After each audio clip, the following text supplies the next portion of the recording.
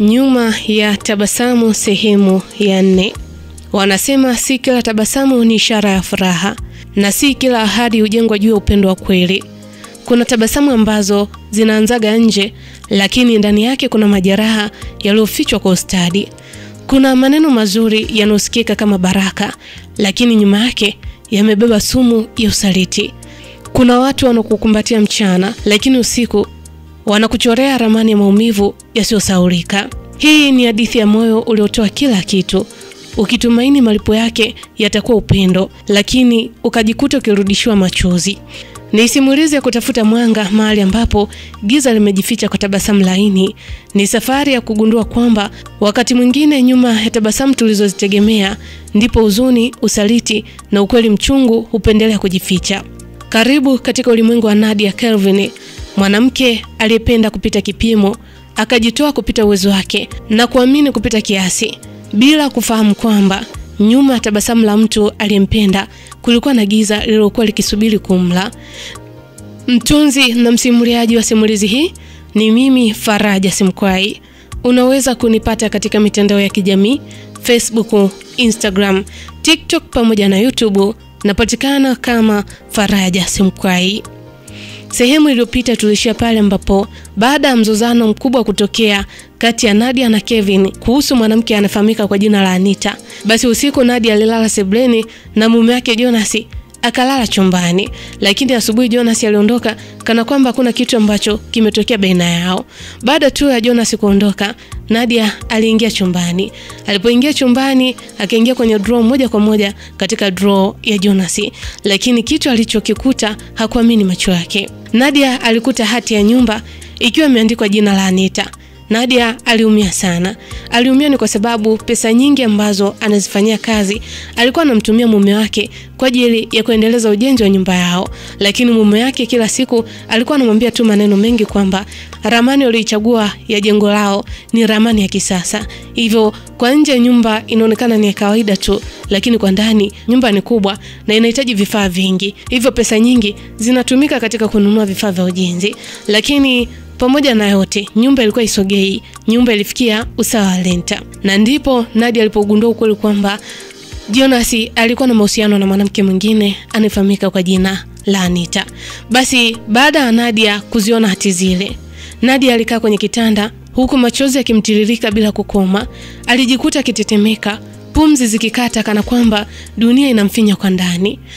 Baada ya dakika kadhaa, Nadia akachukua simu yake kwa mikono iliyokosa nguvu, kisha akapiga namba ya mamake Jonas. Simu iliita mara ya kwanza ikupokelewa, na Nadia akapiga tena kwa mara ya pili, simu ikaita ikapokelewa. Basi simu tu ilipopokelewa, Nadia akaanza kusema. Akasema, "Shikamoo mama." Nadia alisema kwa sauti ya kuvunjika huku akijaribu kujizuia asionyeshe machungu yake mbele ya mamake Jonas. Mamake Jonas alijibu kwa sauti ya utulivu ambao Nadia hakuitarajia. Mamake Jonas akasema, "Oh, marhaba mwanangu Nadia." "Vipi, kuna nini Nadia? Mbona sauti yako iko sawa mwanangu?" Nadia akavuta pumzi ndefu kisha akasema kwa sauti iliyojaa maumivu yaliyoshindwa kujificha. Nadia akasema, "Mama, kuna kitu nataka kukuambia mamangu. Mama, kiukweli naumia sana. Na mtu anayeniumiza ni Jonas mama." Mama Jonas akaitika, "Jonas? Jonas amekuumiza? Amefanya nini tena Jonas?" Nadia akasema, "Mama, Jonas amenunua nyumba. Tena si nyumba ya familia. Amemnunulia mwanamke mwingine, mwanamke anafahamika kwa jina la Anita. Na mwanamke huyu nilibahatika kumuona mimi mwenyewe siku ya jana. Nilipanga kumfanyia surprise mume wangu. Nilipofika nyumbani sikumkuta. Nikaamua niende katika lile eneo ambalo tunajenga nyumba yetu. Ndipo nilipomkuta mume wangu pamoja na huyo mwanamke aliyenitambulisha kwa jina la Anita, na ndio jina ambalo nimelikuta katika hati hizi za nyumba." Baada ya Nadia kuongea maneno hayo, kimya kilipita kwa sekunde chache. Halafu mama Jonas akasema kwa sauti ya kawaida sana, yani kana kwamba kushtuka wala kuguswa na jambo ambalo Nadia alimwambia. Mama Jonas akasema, "Mwanangu, hayo ni mambo ya shetani tu kuangaisha ndoa yenu. Yani nikwambie kitu mtoto wangu, wanaume huwa hawezi kuvumilia. Ukizingatia wewe muda mwingi unakuwa uko nje kikazi, huenda tu ni shetani amempitia. Sasa sikiliza, wewe kama mwanamke unatakiwa kusimama imara. Msamee tu mume wako, msamee Jonas." Nadia baada ya kusikia maneno hayo kutoka kwa mama yake Jonas, Nadia alifumba macho yake kwa uchungu, tena kwa mshangao na maumivu mapya. Nadia akasema, "Mama, nimekwambia hivi. Nimesema Jonas amenunua nyumba. Tena si nyumba ya familia yetu. Amenunua nyumba kwenye hati ameandika jina la mwanamke mwingine, na amenunulia pesa zile ambazo nilikuwa natuma kwa ajili ya ujenzi wetu. Pesa ambazo unasema muda mwingi huwa anashinda nje, ambazo nilikuwa nazitafuta huko nje. Natuma pesa ili Jonas aendeleze ujenzi wa nyumba yetu." Mama, unasema ni shetani amempitia katika hili? Amempitia mara ngapi? Na atampitia mara ngapi mamangu? Mama Jonas alimsikiliza sana Nadia, kisha akaongea kana kwamba hajaguswa na jambo lolote lile. Akasema, "Nadia, ni kipi ambacho kinakuumiza hapo zaidi? Yaani Nadia, nyie kwenu mna uwezo mkubwa kifedha. Yaani unaanza kulia na hivyo visenti seti ambavyo ulikuwa unamtumia mtoto wangu. Yaani huo ujenzi ambapo mmefikia, unaweza kumpigia babako na kumwambia awamalizie. Yaani atamaliza hata siku 3 haziwezi kupita. Hebu Nadia, hicho sio kitu kikubwa cha kwanza kukuumiza kichwa. Usikute mwanangu alipitia vishawishi, yaani usije ukamchukia Jonas kwa uzito namna hiyo. Linda ndoa yako Nadia." Baada ya mama yake Jonas kuongea maneno hayo yalimchoma sana Nadia kuliko maneno yote ambayo angeasikia siku hiyo. Hapo ndipo machozi yakaanza kutoka kwa kasi zaidi, huku akitetemeka. Nadia akasema, "Kwa hiyo mama, unaniambia nisichukulie swala hili kwa uzito, wakati pesa nilizotuma kwa ajili ya familia yangu zimegeuzwa kwa zawadi ya mwanamke mwingine mama? Kweli? Mama, hivi unajisikia kile unachokiongea ndio kitu cha kunishauri? Kwa hiyo unataka kuniambia kwamba mama Jonas amefanya kitu kizuri, si ndio? Mama, kingine ukumbuke kwamba mimi na Jonas tuna watoto wawili. Watoto hapo shule. Kama alikuwa anania kununua nyumba, kwa nini asiandike majina ya watoto wake? Anaenda kuandika jina la mwanamke mwingine mama." Mama Jonas akasema, "Nadia, nimekwambia ni mambo madogo tu. Nimekwambia hayo ni mambo madogo tu. Usitaki kuyakuza mambo bwana. Sasa kama unaona haya ni mambo makubwa, basi ujue ndoa yenu haitadumu. Ndio kwanza ina miaka 5. Mwanamke wa kweli katika nyumba ni lazima awe na uvumilivu." Kauli ile ilimkatisha tamaa kabisa Nadia. Nadia alishika kifua chake. Alijisikia maumivu yanapanda hadi kichwani. Hapo ndipo akatambua kuwa hakukuwa na mtu yote yule kwa upande wake. Nadia akasema, "Asante mama. Asante kwa maoni yako. Nimeyapokea." Nadia aliweza tu kusema maneno hayo kwa sauti ya ukimya iliyovunjika. Nadia alipokata tu simu, alishuka taratibu kitandani hadi sakafuni. Nadia akakaa chini huku mikono ikishikilia moyo wake uliokuwa unaungua kwa maumivu ambayo lugha haina maneno ya kuelezea. Nadia alikaa kimya kwa muda mrefu baada ya kukata simu ya mama yake Jonas. Macho yake Nadia alikuwa mekundu, moyo wake ulipiga haraka kuliko kawaida. Nadia alijifuta machozi yake kwa nyuma ya mkono, huku akijaribu kupumua ingawa kifua kilikuwa kizito kama kimewekwa mzigo mzito juu yake. Nadia alikuwa hana mtu wa kumlilia isipokuwa mama yake mzazi. Kwa mikono inayotetemeka akapiga namba ya mama yake. Simu ilipokelewa ndani ya sekunde chache tu. Mama yake Nadia baada ya kupokea tu simu akasema, "Hello mwanangu Nadia." Sauti ya upendo wa mama yake Nadia ilisikika, ile sauti ambayo siku zote ilikuwa kimbilio lake Nadia. Nadia baada ya kusikia sauti ya mama yake, Nadia alimeza mate huku akijaribu kuficha mtikisiko wa sauti. Nadia akasema, "Oh mama, shikamoo." Mama yake Nadia akasema, "Marhaba mwanangu. Lakini mwanangu, mbona kama unatoa pumzi zito? Kuna nini Nadia?" Nadia akavuta pumzi ndefu, kisha machozi yakawa yanatoka mfululizo machoni kwake. Kwa sauti ya mbali iliyovunjika ndani yake, Nadia akauliza, "Mama, tafadhali naomba nikuulize kitu." Mamake akasema, "Niulize tu mwanangu bila kujali. Lakini bado hujaniambia. Una nini mwanangu? Unaumwa?" Nadia akasema, "Hapana mama, siumwi. Sema ni mafua tu na kifua kilikuwa kimenibana, ndio maana sauti yangu iko tofauti." Mamake akasema, "Oh, umenishtua sana mwanangu. Umenishtua sana binti yangu. Haya, niambie hicho kitu ambacho unataka kuniambia." Nadia akasema, "Mama, nilikuwa nahitaji kufahamu. Hivi mtu anapozungumzia ndoa anakuwa anamaanisha nini? Yaani nataka kujua maana ya ndoa. Ndoa ni nini hasa mama?" Nadia baada ya kusema maneno hayo, kulikuwa na ukimya sekunde kadhaa kabla mama yake hajajibu swali hilo. Mama yake Nadia akasema, "Mwanangu, swali lina utata. Sijajua kwa nini umeuliza swali hilo, lakini ngoja nikujibu. Mwanangu, ndoa ni agano la moyo. Ndoa ni kuvumiliana, kujenga pamoja, kulindana na kusimama bega kwa bega hata mambo yanapokuwa magumu. Mwanangu Nadia, ndoa si maneno tu kwenye karatasi, bali ni moyo na uaminifu. Baada ya mama yake Nadia kuongea maneno hayo, kisha akamuuliza kwa sauti ya upole Nadia. Akamwambia Nadia, akasema, lakini mwanangu, mbona umeuliza? Kuna nini ambacho kinaendelea katika ndoa yako? Niambie kwa mwazi mtoto wangu. Mbona sauti yako haipo sawa Nadia? Nadia alijifuta machozi haraka kana kwamba mama yake alikuwa na uwezo wa kumuona. Nadia hakutaka kumuumiza mama yake. Hakutaka kumuonyesha jinsi moyo wake ulivyovunjika. Nadia akamwambia mama yake kwa kuficha maumivu ambayo alikuwa anapitia. Akasema, mama, hakuna kitu, mbona nimekwambia niko sawa mamangu. Nilikuwa nauliza tu na hakuna kinachoendelea. Mimi na mume wangu tunapendana sana. Na mume wangu siku zote huwa ananiambia kwamba mimi ni mwanamke wa maisha yake. Hamna kitu ambacho kimeharibika wala hamna kitu kibaya ambacho kimetokea. Mimi na mume wangu tunapendana sana mamangu. Mama yake Nadia hakuridhika na maneno ambayo binti yake alimwambia.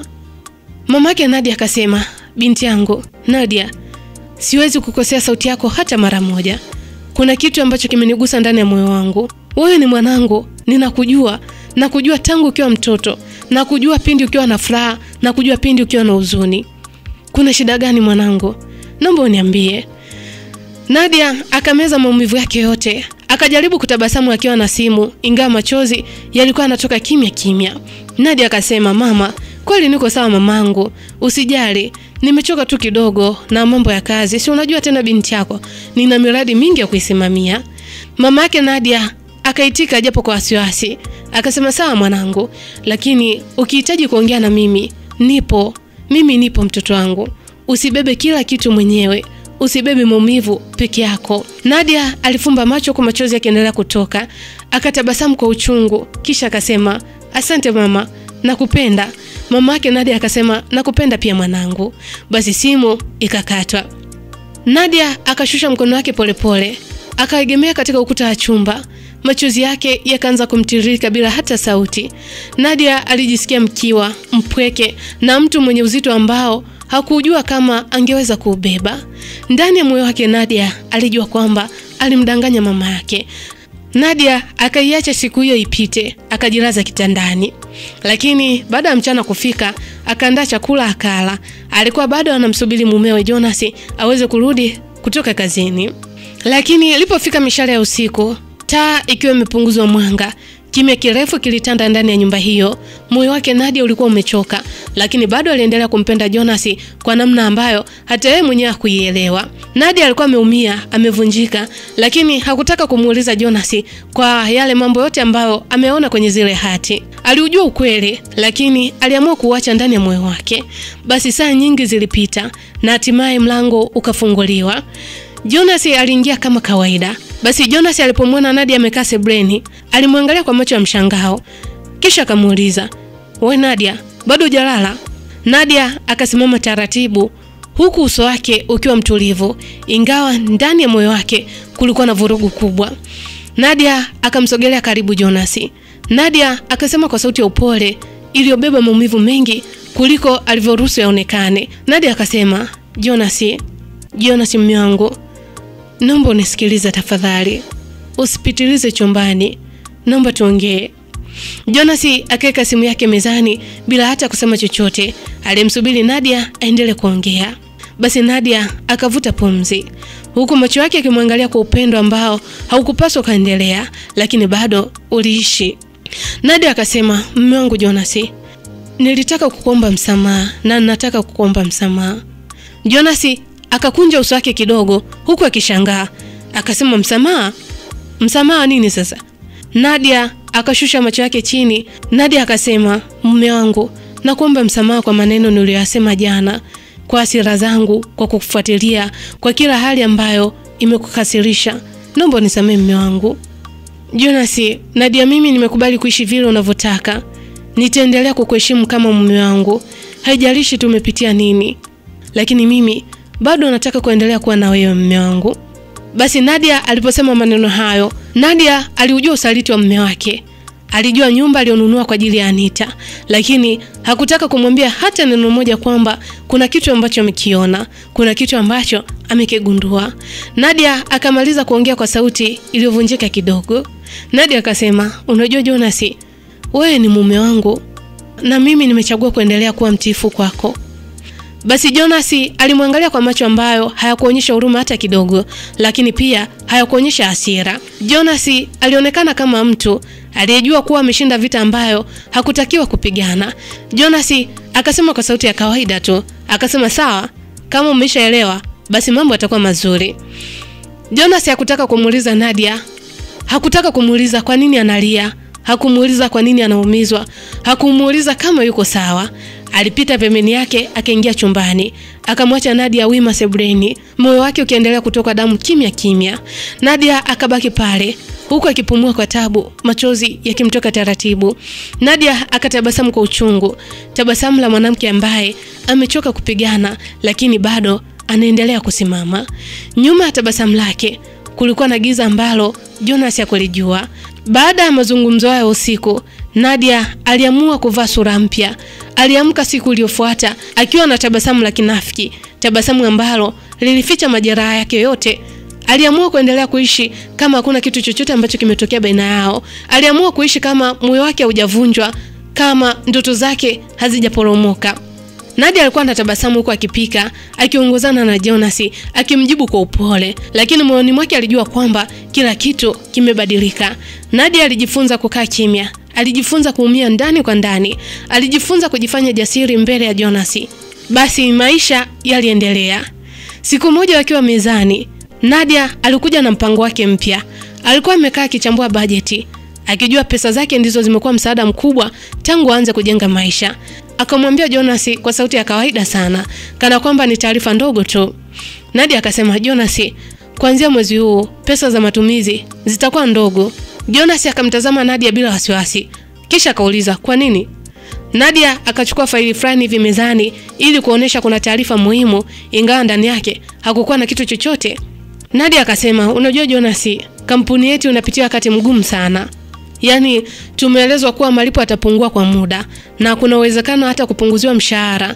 Kwa hiyo tujitahidi kutumia kwa akili hizi pesa, tusije tukakosa hata pesa ya kodi ya mwezi ujao. Si unajua kwamba ujenzi wa nyumba yetu bado hujakamilika. Nadia alisema maneno hayo kwa utulivu wa ajabu. Jonas akavuta pumzi, akapiga kichwa kidogo juu chini kama kaida yake. Kisha akasema, sawa, na poleni kwa changamoto mliopitia huko kazini. Jonas alionekana kama mtu ambaye hakuguswa na chochote kile. Kisha akasema, tutajibana kama ulivyosema na hayo mambo yataisha tu. Nadia akatabasamu kidogo kwa lile tabasamu lake ambalo amezoea kumuonyesha Jonas. Nadia akasema, sawa mume wangu, niliona bora nikushirikishe. Basi baada ya miezi kadhaa ya kufanya kazi kwa bidii, hatimaye mradi aliokuwa anasimamia Nadia ulikamilika. Management ilimpongeza sana Nadia, ikamshukuru kwa juhudi zake. Na siku Nadia alipofika Morogoro nyumbani kwake, Jonas alikuwa tayari amejenga matarajio makubwa kichwani mwake. Jonas alijua kwamba mradi ambao alikuwa akiusimamia mke wake Nadia ulikuwa ni mkubwa, na alifahamu kwamba kwa kawaida malipo ya mwisho huja na posho au bonasi. Kichwani mwake Jonas alikuwa anajifikiria hivi, akawa anasema, hizi pesa bila shaka atakuwa na pesa nyingi sana. Yaani hizi pesa ndizo ambazo tutamalizia ujenzi wa nyumba yetu. Yaani na zile frame, nyumba yetu itakuwa ya kisasa sana na watu watashangaa sana. Yaani vijana wenye rika kama letu tunamiliki mjengo mkubwa kama ule. Jamani, raha kuoa mtoto wa tajiri. Lakini pia Jonas hakuacha kumfikiria Anita. Akawa anasema, baada ya kumalizia mjengo wangu nitaendelea kula bata na mrembo wangu Anita. Basi Jonas alipomwona Nadia amerudi, hakutoa hata kumbatio la furaha kama ilivyokuwa hapo nyuma. Alimwangalia tu kwa macho ya mtu aliyesubiri taarifa fulani maalum. Moja kwa moja Jonas akamuuliza Nadia. Akasema, Nadia, mradi umemalizika si ndio? Nadia akasema, ndio mume wangu, mradi umeisha. Nadia akajibu kwa utulivu. Jonas akavuta pumzi ndefu, kisha akatabasamu kidogo kwa matarajio mazuri, kwa matarajio makubwa ambayo alikuwa ameyategemea. Jonas akasema, basi vizuri. Sasa mbona mpaka mradi unaisha hujatuma pesa hapa nyumbani? Ina maana bado hawajaingizia pesa katika akaunti zenu? Mimi ninachofahamu mwisho wa mradi huu ni lazima mpate bonasi. Na najua hizo pesa ndizo ambazo zitatumika katika kumalizia ujenzi wetu au angalau kusukuma mbele kidogo. Nadia alimtazama sana Jonas. Alimtazama huko macho yake yakiwa yamechoka lakini bado alijaa upole wa mwanamke anayejua ukweli ambao mume wake haujui. Nadia akasema kwa sauti ya upole lakini iliyonyoka. Akasema, Jonas mume wangu, kampuni haina pesa kama ambavyo nilikwambia hapo awali. Jonas akakunja uso ghafla. Akamwambia, kampuni haina pesa? Yaani unamaanisha nini kuniambia kwamba kampuni haina pesa? Nadia akatabasamu kidogo kisha akasema, ninachomaanisha mume wangu ni kwamba hakuna bonasi, hakuna malipo ya ziada. Tulipewa mshahara wa kawaida tu, na mshahara wenyewe ni kidogo sana, na kama ambavyo nilikwambia hapo mwanzo. Jonas alisimama kwa hasira huku akipiga hatua tatu mbele na kurudi. Alionekana kukerwa zaidi kuliko kusikitika. Akasema, sasa Nadia, unaniambia nini wakati mimi tayari nishazitegemea hizo pesa na tayari nishazipigia mahesabu? Nilitegemea tutaendelea kujenga nyumba yetu kupitia hizo pesa. Na mbona mkutaarifiwa mapema kama bonus hakuna? Nadia akatikisa kichwa kwa uchovu. Akamwambia Jonas, akasema, mume wangu, hata sisi pia tulishangaa kama wewe ambavyo unashangaa kwa sasa. Lakini hali ya kampuni ni mbaya.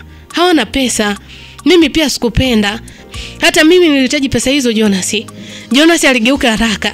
Akatupa mikono yake hewani kwa hasira. Akasema, haiwezekani. Yaani mimi nilikuwa najua kwamba mwisho wa mradi kutakuwa na pesa nyingi. Ndio maana hata Jonas alikatiza ghafla maneno yake. Alijua kwamba alikuwa karibu kujisema yeye mwenyewe kitu ambacho alitaka kukifanya. Nadia akamtazama lakini hakusema neno. Jonas akakoa kidogo kisha akabadilisha sauti.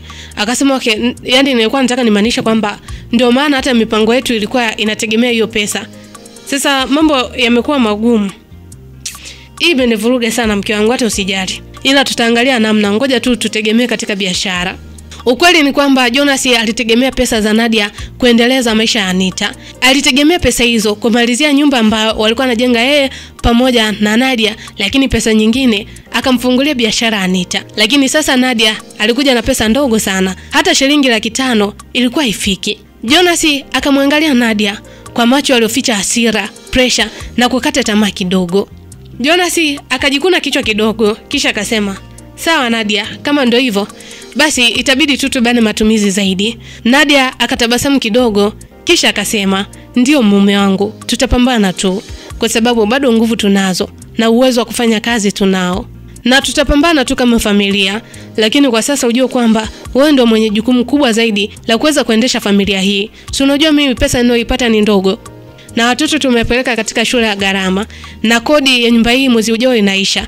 Jonas alimwangalia sana Nadia, hakutaka kummaliza. Akasimama na kuondoka kwa hasira huku akibamiza mlango. Nadia alijua fika kwamba swala hili limemkasirisha sana mume wake. Na huu ndio mwisho wa sehemu ya 4 wa simulizi inayokwenda kwa jina la Nyuma ya Tabasamu. Je, ni kweli Nadia hajapata bonasi ya mradi aliyokuwa anausimamia? Na je, ni kipi ambacho Jonas atakifanya baada ya kugundua kwamba mke wake Nadia hana pesa ambazo alikuwa amezitegemea? Ili kuyajua yote hayo, usikose kufuatilia muendelezo wa simulizi hii. Mtunzi na msimuliaji wa simulizi hii ni mimi Faraja Simkwai. Unaweza kunipata katika mitandao ya kijamii, Facebook, Instagram, TikTok pamoja na YouTube. Napatikana kama Faraja Simkwai. Nyuma ya Tabasamu.